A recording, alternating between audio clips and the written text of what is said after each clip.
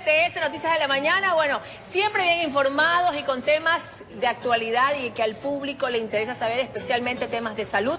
Nos encontramos con el doctor Jorge Carriel hablando sobre la diabetes. En el Ecuador se registran más de 37.000 casos, imagínense, de diabetes tipo 1, tipo 2, pero hemos estado conversando con el doctor que hay diferentes factores de riesgo que usted puede y tiene que conocer si padece de diabetes. Hay que cuidarse, desde una ya le digo. Doctor, buenos días, ¿cómo está? Bienvenido. Doctor, arrancamos con esto. Primero, ¿qué es la diabetes? Bueno, la diabetes es una entidad que comprende múltiples factores de riesgo, múltiples causas que pueden ocasionarla y que normalmente tiene como condicionante el aumento de la glucemia, del azúcar en la sangre, ¿no? Como usted bien mencionaba, hay varios tipos de diabetes. No solo la diabetes tipo 2, que es la que muy común, mayormente se encuentra en la población y que tiene como piedra angular la resistencia a la insulina. De ahí que pues muchas personas en sobrepeso y obesidad sean propensas a desarrollar este tipo de diabetes, pero no es la única. Hay otros tipos de diabetes relacionadas a genes, relacionada a disminución en la secreción de la insulina, ¿no? Lo importante es saber que esta enfermedad, como bien mencionaron antes, es una causa importantísima de mortalidad en el país. Es la tercera causa de mortalidad al momento actual, solo detrás del COVID y de las enfermedades isquémicas cardíacas.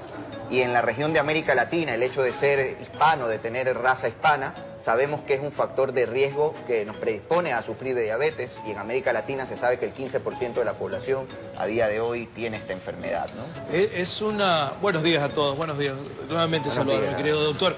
Es prácticamente como una pandemia esto, ¿no? Es terrible, una situación terrible prácticamente que se ha hecho consuetudinario de poder ver en cualquier familia alguien que tenga diabetes. Por lo menos en una familia hay 2, 3 diabéticos y como tú dices es genético y todo el más. Hay una situación, estábamos conversando que bueno, ya los doctores ahora se cuidan más, ya no fuman, por ahí sus tragos los van bajando y todo. Pero hay algo importante también con el tema de la diabetes, que es el azúcar, que es una droga, pero totalmente...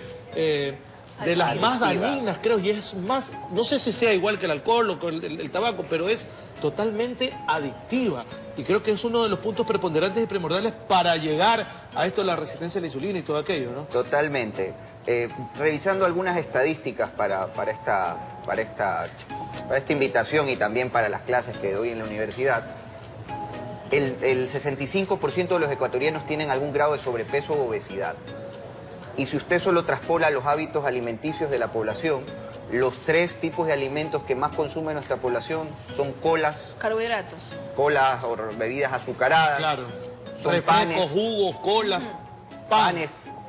pancito y una cola. Dulce, arroz. Y arroz. Arroz, el arroz infaltable. Entonces, todos estos son alimentos con altísimos índices glucémicos de azúcar, ¿no? Que pues al final nos terminan provocando esta toxicidad. Oiga, es que el ecuatoriano no hay nada más bello que es un arroz, claro, pan y una cola. Imagínese. Eso es cortocircuito, pues, doctor. Así es. Lastimosamente, pues, el exceso de este tipo de alimentos, desde luego, pues, predispone al desarrollo de la enfermedad. Y también el sedentarismo. Cada vez hacemos menos ejercicio, estamos más cómodos, nos movilizamos en carro, pues no se puede caminar libremente a veces por la inseguridad que también lleva la ciudad, nuestras ciudades, ¿no? Y el sedentarismo sin duda es otro de las piedras angulares que han sido pues un gran desencadenante de este tipo de enfermedades. Doctor, vamos a hablar sobre la diabetes gestacional.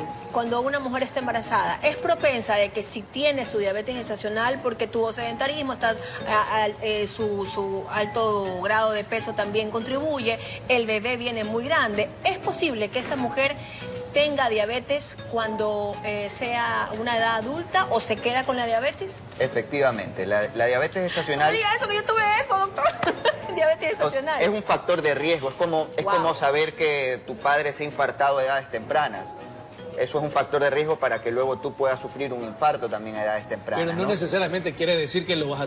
Por eso uno se pone hipocondriaco, ¿no? Claro. Por eso se llama factor de riesgo, ¿no? Y lo importante de conocer estos factores de riesgo es que son prevenibles, que tomando decisiones que dependen de nosotros, pues nos pueden evitar ese riesgo, como hacer ejercicio, como intentar mantenernos en el peso adecuado, como evitar el consumo de alimentos con altos índices glucémicos, ¿no? Estas cosas son las que precisamente nos evitan el desarrollo de la enfermedad. Diabetes emocional, doctor, que por ejemplo, José Luis y yo somos súper nerviosos. Estrés. O sea, ¿el estrés te produce diabetes? ¿La ansiedad te produce o no? No, no es así. O sea, el estrés, la ansiedad, la sensación de temor nos provocan fisiológicamente aumento de sustancias que de forma secundaria aumentan el azúcar, porque el azúcar, la glucemia en nuestro cuerpo es una herramienta para que la célula pueda funcionar, ¿no?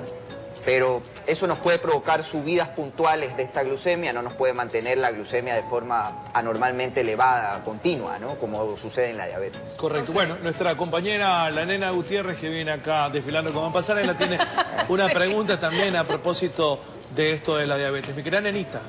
Gracias, José Luis. Doctor, ¿cómo está? Qué gusto tenerlo aquí en nuestro programa. Mi pregunta es la siguiente. ¿Qué pasa cuando tenemos una diabetes que a lo mejor no está bien controlada? O, ¿cómo podemos, si ya somos diabéticos, estamos diagnosticados y estamos controlados, cómo logramos evitar un pie diabético, que es tan común, doctor?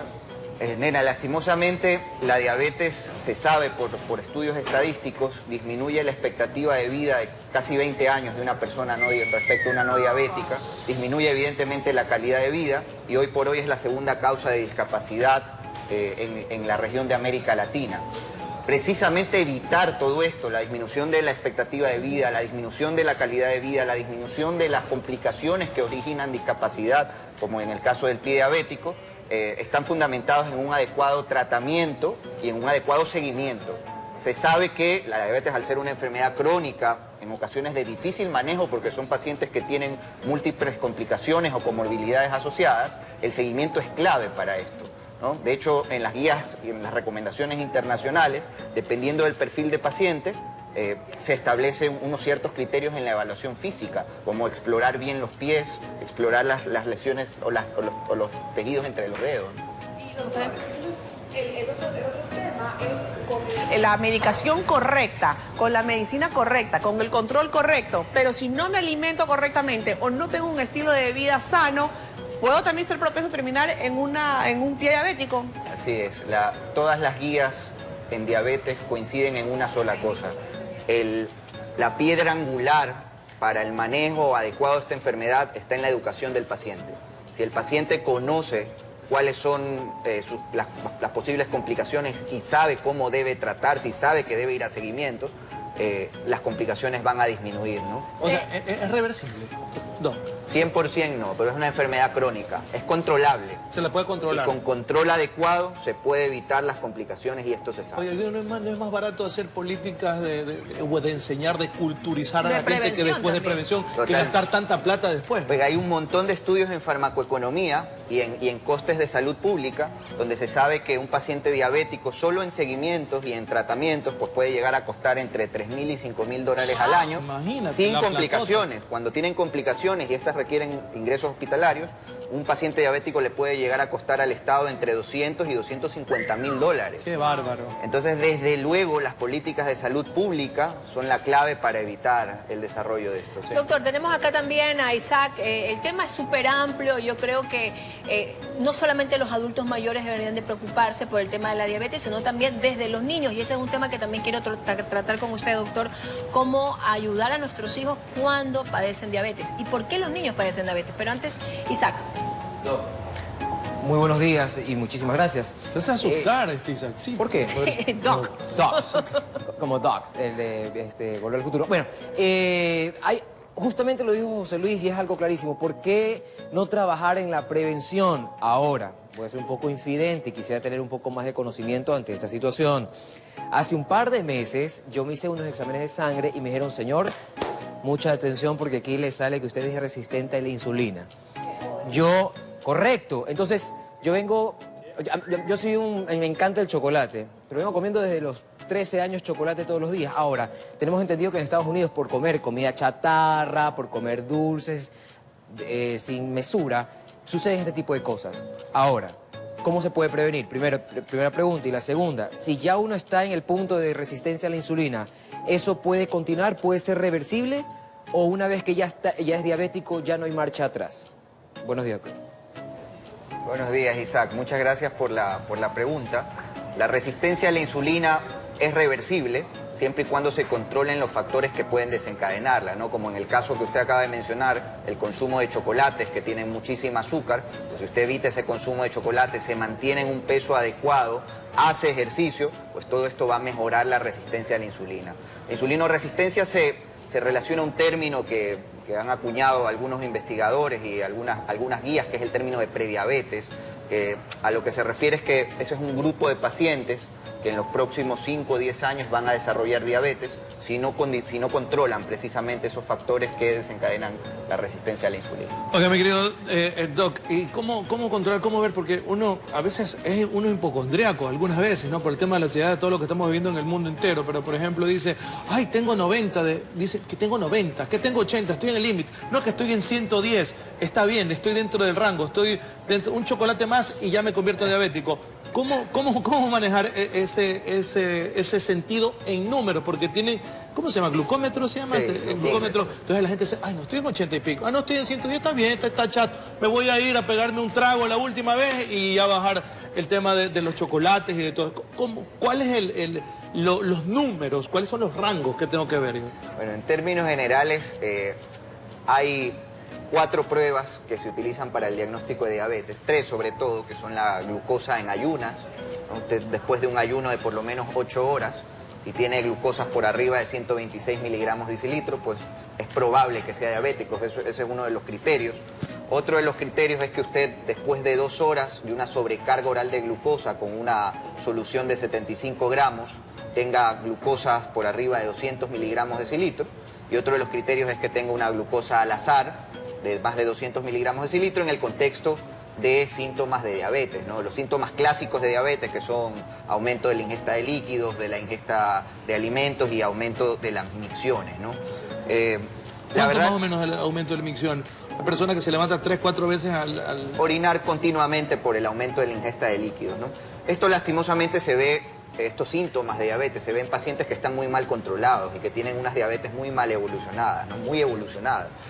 Por eso la piedra angular es la prevención, y hoy en día se debería hacer un tamizaje, un despistaje de diabetes en toda la población que tiene más de 35 años y que tiene algún factor de riesgo identificable para el desarrollo de diabetes, como pueden ser sobrepeso, obesidad, sedentarismo, hipertensión, diabetes gestacional, raza latina. Nuestra raza hispana nos predispone al desarrollo de diabetes.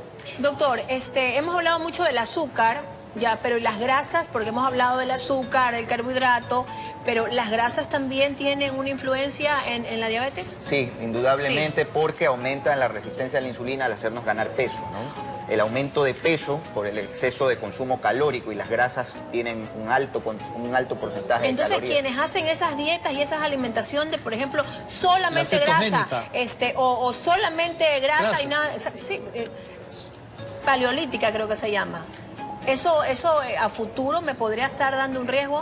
No necesariamente, porque mientras usted se mantenga en pesos adecuados, okay, y tenga una alimentación lo más variada posible, ¿sí? Obviamente pues restringiéndose de alimentos con altos contenidos de azúcares, altísimos contenidos de grasa, sobre todo grasas tipo frituras, ¿no? Pues esto va a hacer que usted se mantenga saludable. Doctor, hablemos de los niños. Cuando un niño tiene diabetes, empieza a experimentar ciertas sensaciones en su cuerpo, entre mareo, ganas de ir al baño, que usted dice, la orina muy espumosa. ¿Por qué los niños producen también la diabetes cuando se supone que es a edad de 35 años o como Isaac, que es más joven? No, ¿también es un tema de alimentación o es hereditario? No, ahí lo que sucede es que los niños no tienen una secreción adecuada de insulina. En la diabetes tipo 2, que es de lo que hemos hablado mayormente, ¿no? La piedra angular de la producción de la enfermedad es la insulinoresistencia. En la diabetes de los niños, o diabetes tipo 1, que es la diabetes de los niños, adolescentes, la piedra angular es la falta de secreción de insulina. En el caso de ellos existe un defecto que hace que no se secrete adecuadas concentraciones de insulina, y la insulina es una hormona que permite que el azúcar ingrese a las células y pueda metabolizar. ¿Y el cuidado de los niños es exactamente igual que un adulto que ha sido pronosticado con diabetes? La inyección diaria en el ombligo. Sí, o sea, el objetivo, digamos, es el mismo, que es... O sea, la insulina. El objetivo es el mismo, que es el control adecuado de las glucemias, ¿no? Hoy en día hay muchísimo desarrollo en las tecnologías de diabetes. Se sabe que lo ideal es que los pacientes diabéticos tipo 1 tengan sensores que les permitan medición continua de la glucemia y asimismo tengan perfusiones de insulina según esos niveles del sensor, ¿no? Entonces con eso pues están perfectamente controlados, no tienen bajones de azúcar, que eso es otro problema de las personas que utilizan insulina, ¿no? Las hipoglucemias pueden llegar a ser más mortales que incluso la misma hiperglicemia, ¿no? Wow. Entonces estos sensores y este desarrollo de tecnologías permite que estén muy bien controlados, pero lo ideal es eso, que tengan un control óptimo. Y eso de los controles, a propósito de la neuropatía, esos dolores que dan en las manos, que dan en los cuerpos, en las rodillas, en la espalda, eso se puede manejar, eso se puede quitar esos dolores. 1, 2, la disfunción también eréctil, no hay nada que hacer ahí, ya cuando tienes momentos hay recursos para poderlo hacer porque hay hombres que sufren de aquello. Y la tercera, ¿qué hacemos con el genio de los diabéticos? Porque dice, es verdad esto que porque es diabético es mal genio, que todo está bravo siempre. Le falta azúcar. Exacto, le falta azúcar, ponle un poquito de azúcar. Mire, el problema de las enfermedades crónicas es que a veces nos afectan más la mente que el cuerpo. Y un paciente cuando tiene diabetes siente que se lo está... Si la información no es transmitida de manera correcta, pues siente que se le está restringiendo de todo tipo de alimentos y que tiene que volverse de repente un militar haciendo ejercicio todos los días, etcétera. Cuando en realidad lo que hay que hacer es convencerlo y informarle adecuadamente para que él sea el motor de cambio de su misma enfermedad. Entonces, eso respecto a la mentalidad, y no solo en la diabetes, en todas las enfermedades crónicas, con la hipertensión pasa parecido, con los pacientes que han tenido infartos pasa parecido. Y la neuropatía. Y en el tema de la neuropatía y la disfunción, estas son complicaciones de la diabetes asociadas al deterioro de la micro y la macrovasculatura. Los pacientes diabéticos mal controlados pueden desarrollar daño del riñón, nefropatía, daño del sistema nervioso periférico, neuropatía, daño a nivel de las grandes arterias y provocar infartos, accidente cerebrovascular, ¿no? Retinopatía es otro de los daños microvasculares, disfunción eréctil. La clave para evitar la progresión de todo ese daño es un control óptimo de la enfermedad. Se sabe que el control óptimo con medicación oral, insulinas, ejercicio, etcétera, etcétera, evita el desarrollo de complicaciones microvasculares y en algunos casos también macrovasculares. Doctor, bueno, sabemos que la alimentación es lo que más usted ha dado énfasis, en el sedentarismo y la alimentación. Así es. Pero que si alguien es pronosticado con una diabetes tipo 2, que es la más común, como usted dice, hay un día, por lo menos a la semana, que al paciente se le puede decir, hoy es tu día, hoy puedes comer, o nunca más el paciente por prevención va a poder comer algo que le guste. Un calibre de salchicha. Sí, algo que realmente le genere, digo yo, no sé. Una pizza con una gaseosa. Hay alimentos que pueden ser más permisivos, pero lo ideal es que ese paciente se acostumbre a no beber azúcares, por ejemplo, ¿no? ¿Y por qué dicen, doctor, por ejemplo, dice, uy, tiene bajón de azúcar, dale un chocolate? Porque algunos pacientes tratados con medicación oral, pero sobre todo con terapias insulínicas, pueden tener, debido al ayuno, a la falta de ingesta, pueden tener bajadas de azúcar muy importantes. Fuertes. Y entonces ahí sí es necesario dar algo dulce para que el azúcar se recupere pronto. Oiga, y ya para ir cerrando, doctor, ¿cuál es la diferencia de la insulina de pluma que le llaman con la insulina que viene ya en frasquito o vienen estas pastillitas que le pones en el... La insulina es uno de los grandes avances en la medicina. Hoy en día ya no solo hay insulinas de origen animal, como había antes, de bovino, etcétera, sino que hay insulinas hechas a nivel de laboratorios, ¿no? Insulinas recombinantes. Y bueno, básicamente es lo mismo administrarla desde una ampolla que desde una pluma. La diferencia está en que las plumas son de muy fácil administración y además permiten un control bastante adecuado de la dosis que hay que colocar. Todas las plumas suelen tener una especie de rosca donde se va marcando la dosis, entonces es más cómodo para el paciente, además se puede transportar más fácilmente. Doctor, ¿por qué llega el paciente a perder la visión? Uno de los problemas muy latentes del diabético es eso, y mi madre era diabética y ella siempre decía, yo me cuido, no hacía ejercicio, pero se cuidaba en la alimentación, pero me decía, si yo pierdo la visión, yo se los diré con tiempo. porque a veces veía borroso. Pero para llegar a eso es porque la enfermedad está muy avanzada, doctor. ¿Cómo podemos prevenir como diabéticos para no llegar a perder la visión? La mayoría de diabéticos pierden la visión por retinopatía, ¿sí? La afectación de la retina, y esto se asocia a daño de la microvasculatura. Entonces es nuevamente lo mismo, los pacientes bien controlados evitan el desarrollo de esta complicación. Los que están mal controlados en cuanto a sus glucemias, pues tienen mayor posibilidad de desarrollar esta complicación. La piedra angular es esa, el control. Y si tú ya estás controlado, si el paciente está controlado, está siguiendo todo al pie de la letra tal cual como se debe hacer en este proceso diabético, ¿cuál es el tiempo de vida? ¿Puede vivir normal? ¿Puede estar tranquilo y morirse como de otra cosa? De otra cosa, de otra situación, siempre y cuando esté controlado. Con un control adecuado, la expectativa de vida de un paciente diabético es la misma que de un paciente no diabético prácticamente. O sea, son hábitos y costumbres buenas para poder cuidar tu cuerpo, ¿no? Así es. Ay, bueno, qué buena, esa es una opción importantísima. Doctor, buenísima. desde hoy no se come arroz en mi casa. Bueno, esperemos. Al ecuatoriano, como decía José Luis, definitivamente somos de buen comer, pero lo importante es crear conciencia, y especialmente para quienes tenemos hijos, ¿no? Que se educa con el ejemplo, para empezarlo a hacer desde pequeños, para evitar esta terrible enfermedad que está lamentablemente acabando con muchas personas en el mundo. Doctor, muchas gracias. Yo les agradezco a ustedes y a RTS por darnos visibilidad en este día tan importante para muchas personas, para muchos pacientes. Y eso, le mandamos un beso grande a todos los pacientes que están padeciendo de diabetes. Hemos tenido al doctor adecuado para que usted también empiece a hacer los cambios desde la casa para que en el futuro pueda vivir sanamente. ¿Ok? José Luis. Doctor, muchísimas gracias.